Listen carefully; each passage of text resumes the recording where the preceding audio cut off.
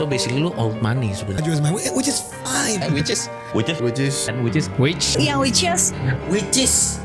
Which is ketika lo di Jakarta, which is gua tuh pengen lewat Kadang yang which is dia itu manis. Which is artinya gue mesti ke kamar mandi. Which is nggak salah.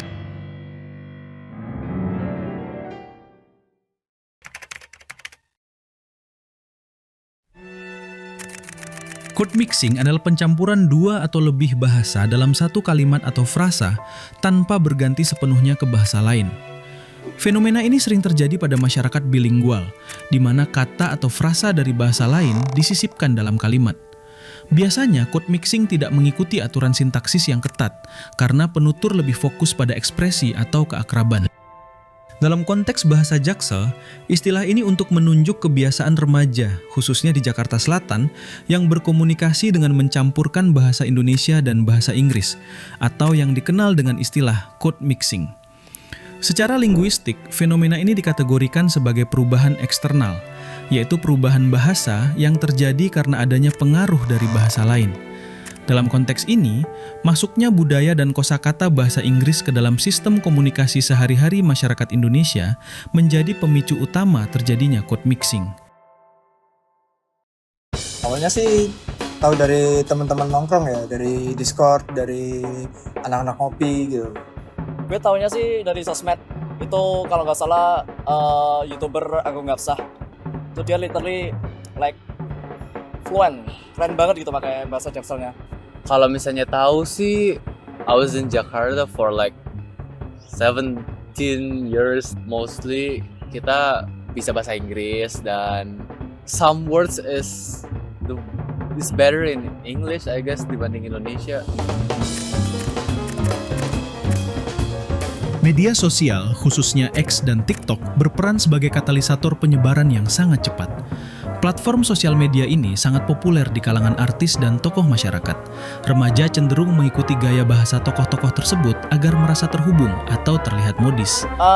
Kurang lebih dari 2020 atau 2021 ya. Pokoknya gue itu masih awal-awal SMP banget gitu. Mulai lihat-lihat sosmed. Nah, kebetulan itu ketemu orang yang ngomongnya bagus banget, dia itu tadi si Agung Gapsah. Tuh dari gue awal SMP 2020 atau 2021 ya. Nah, gue coba trying, mulai nyoba. Kalau sejak kapan pakai Jaksel sih mulai dari 2023 itu, which is baru kelar COVID kan. Jadi di situ gue mulai pakai bahasa Jaksel sih, ngikut teman-teman. Kalau sejak kapan sih?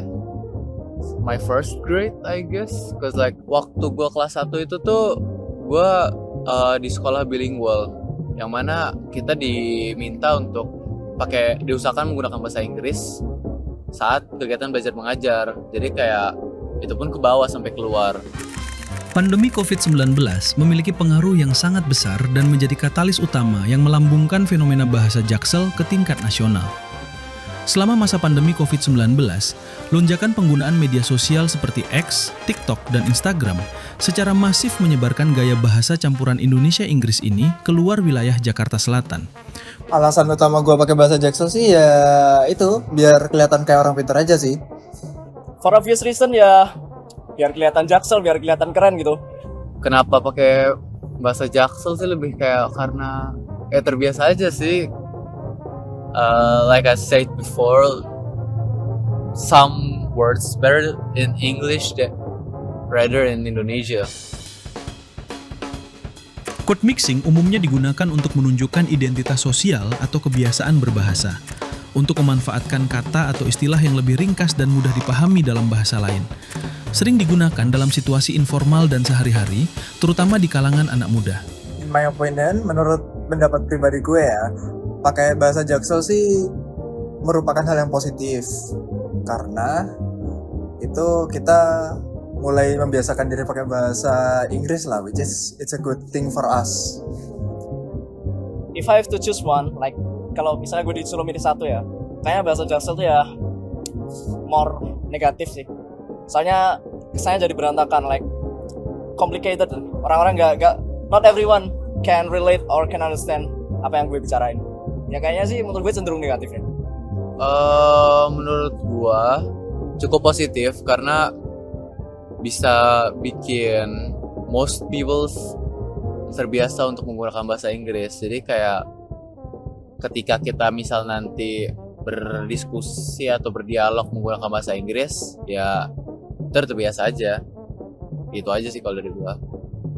Code mixing ini memiliki sisi positif dan negatif. Sisi positif, membantu remaja untuk lebih melek atau sadar dalam menggunakan bahasa asing dan memberikan kesempatan untuk mempraktekkan bahasa Inggris dalam komunikasi harian. Namun, tidak lupa, code mixing ini memiliki sisi negatif. Dapat mengganggu penggunaan bahasa yang baik dan benar, baik dalam bahasa Indonesia maupun bahasa Inggris, terutama jika kosakata digunakan secara asal tanpa melihat konteks.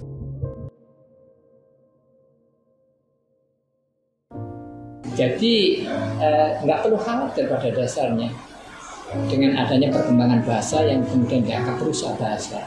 Karena bahasa rusak itu yang saya amati justru terjadi pada mereka yang punya kreativitas dalam berbahasa. Artinya sudah mumpuni di bahasa tersebut, sudah mampu menguasai sehingga ada kecenderungan memberikan inovasi, sesuatu yang baru, malah cenderung ke sesuatu yang guyonan, dan itu bagus. Toh ternyata Badan Pengembangan Bahasa Indonesia sendiri pun memberikan ruang untuk kemudian bisa memasukkannya dalam KBBI. Saya mengutip dari buku Xenofilosofianya Ivan Lanin untuk bahasa ini kaitannya. Tetap kita nggak bisa menolak, nggak bisa memfilter kehadiran bahasa asing, dan kita dituntut untuk menguasai. Karena temuan yang terbaru penguasaan bahasa asing itu malah mengindikatorkan, kemarin saya ngajar di kelas MPI untuk bahasa Inggris itu, English Business for Management Education, itu disebutkan bahasanya bahasa Inggris, Business English khususnya itu malah menjadi intellectual bridge, jembatan intelektualitas seseorang. Kalau nggak bisa bahasa Inggris itu dipertanyakan malah. Istilahnya angka intelektualnya nggak kenal bahasa Inggris kan itu, indikator awal dari itu. Itu memang harus dikuasai, bahasa asing dikuasai, bahasa Indonesia. Jadi kan bahasa pertama yang dirawat, bahasa Indonesia dicintai. Kita kuasai bahasa asing, bahasa Indonesia tetap kita cintai, sehingga kita nggak kehilangan jati diri kita, identitas kita itu kan. Nggak jelas ini orang mana, orang Nganjuk tapi ngomongnya metropolis kayak Jakarta kan ya. Itu kaitannya dengan bahasa pertama, bahasa ibu yang harus tetap dirawat, sehingga jelas kamu ini siapa.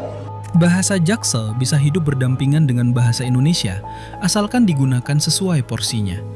Bahasa ini sah-sah saja digunakan dalam pergaulan santai atau di media sosial, namun perlu diimbangi dengan kesadaran penuh untuk tetap menguasai dan menggunakan bahasa Indonesia yang baku saat berada di situasi formal atau akademis.